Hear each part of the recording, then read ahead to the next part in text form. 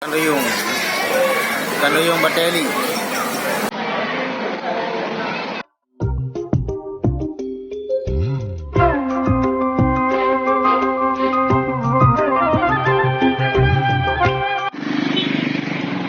Jembatan Hurung Sungai Bateli.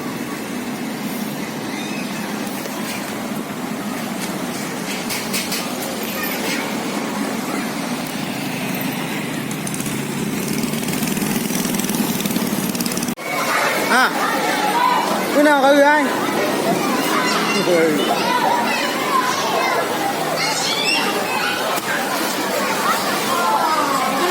Cái nào?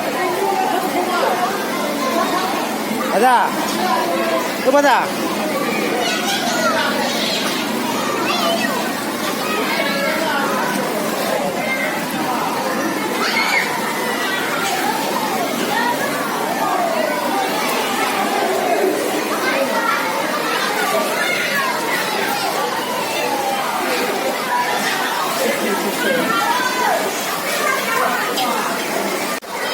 Kena tahu anh. Oi. Ai, kena tahu you.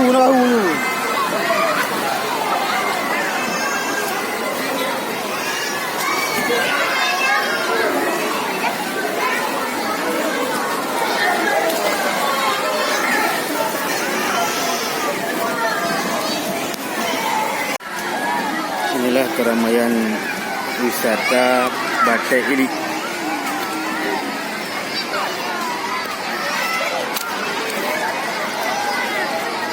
Wisata Bateli adalah wisata yang ada di Kabupaten Biren yang sangat ramai pengunjung setiap harinya dan mesti pada waktu Lebaran. Nah ini kita bisa lihat dari sini sampai ke atas sana padat dipenuhi oleh para pengunjung yang sedang bermain dengan keluarganya. Nah, bapak-bapak ini juga terlihat